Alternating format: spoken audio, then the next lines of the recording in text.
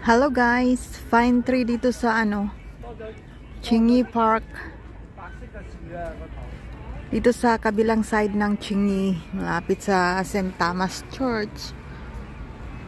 Ayan guys. Pwede ka rin mag-upo dito guys. Mayroong upuan sila lolo. Nandito, nagpapainit sila kasi malamig ang panahon. Pag may init, hindi siya malamig. Pero pag nasa nasa may shade, malamig. Ayan mga Pilipina guys, nagtitent sila. Diyan na lang sila natutulog guys. Diyan sila kakain. Ganyan ang buhay dito sa Hong Kong guys. Ayan, tingnan mo. Dito lang sila nagkikilay. Mayroon ding mga Indonesian dito guys.